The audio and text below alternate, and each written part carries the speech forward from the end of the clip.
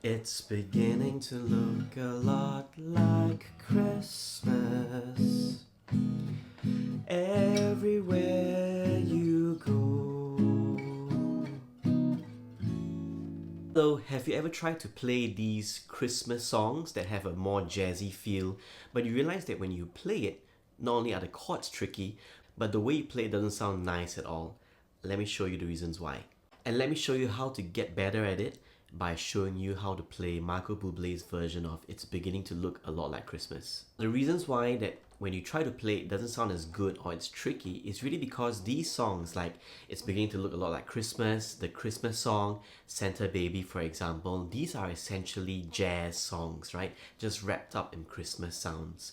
That means that if you're not used to playing bar chords, or worse still, not used to playing these jazz bar chords, and you're not used to playing a lot of chords and changing keys, it's going to be tricky. Micheal Buble's version of It's Beginning to Look Like Christmas is in the key of E, which just sounds like a very nice guitar key, right? But the moment you try to play E major and A major, for example, and you strum it like a pop song, firstly, it's going to be very open sounding. It'll just sound a little bit more folk more than anything else. But let's have a bit of a handicap, okay? For the E chord and the A chord, let me show you in the first line right now. You can play it as an E major 7 chord. Now this makes it sound a little bit more like jazz, and for A, you can play the A major 7. But if you can, try to learn the bar chord versions of these chords, so that not only will you get a very thick sound, but it will sound quite appropriate for a jazz song like this. Unfortunately, the biggest barrier that you're going to experience when you're trying to learn these jazz Christmas songs is actually learning the chords itself. So try to put in some work, try to learn the bar chords, and eventually you'll get around to it. Some of the weird chords that you're going to come across is this chord, for example, G sharp 7, sharp 5 flat 9, which kind of looks like this. It's not really necessarily a bar chord. It'd be nice to use your thumb, you could do it this way, but you're gonna have to put your 3 fingers down here like this, right? Now, suppose it comes to the performance itself and you suddenly forget how to play G sharp 7, sharp 5, flat 9. You can always reduce it to a G sharp 7 chord, dominant 7 chord, but make sure that you have the bar on the 4th fret and make sure it's a dominant 7 chord. It's a good enough substitute, but if you can, of course, it'd be nice to have that sharp 5 flat 9 sound. Now on the 4th bar after the A major 7, you see a C sharp 7. Try to upgrade all your dominant 7 chords to dominant 9 chords, like the C sharp 9. Not only will it sound nicer, but it's actually much easier to press than your C sharp 7 bar chord. The second line we'll see a bunch of bar chords, okay? So F sharp minor 7 is over here. Okay, it's just like a F sharp minor without the last finger. And we're going to play what we call a 2-5-1, and it's very simple on the guitar. If you start something above, which is a minor chord, the next chord, which is B7, we're going to make that B9. It'll be directly below the F sharp 7. That's a 2-5. So it's a good way to learn some theory, learn some new chords to E major 7. So you want to practice that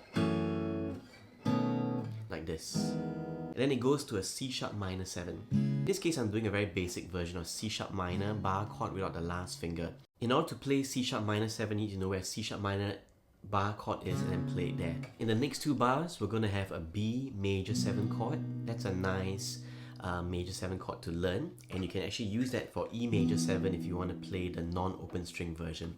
This is on the 2nd fret and this is on the 7th fret for E. And then afterwards, we're going to do another 2-5, C sharp minor 7, which we've done before. And then here's a trick, okay? Now, if you're going to do this C sharp minor 7, the next chord, F sharp 7, it's a dominant 7 chord, not a minor chord. It's going to be the same shape, so practice doing that. And then we come down to the F sharp minor 7 and B9. For the bridge section, let me give you some ways that you can learn this bridge section well. The first chord, G sharp 7, looks like this, okay? It looks like an F chord on the 4th fret without the last finger.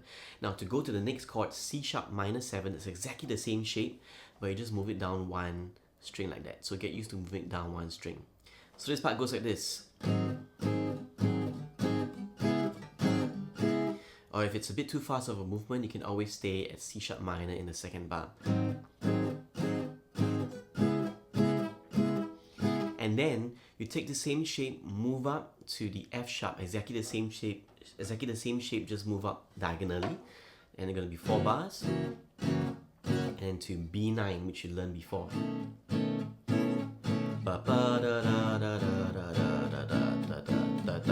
And then it brings you right back to the top.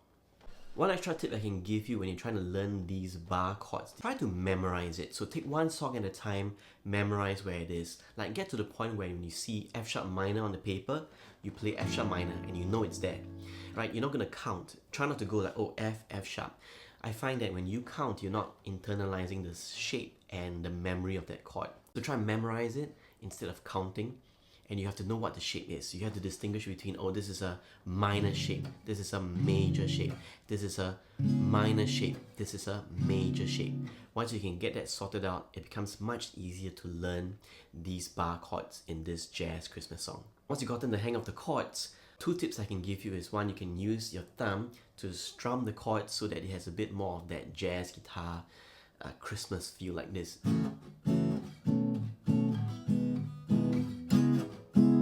Second thing you want to try is, especially when you're doing the bar chords, when you strum the chord, you want to let go of the pressure like this.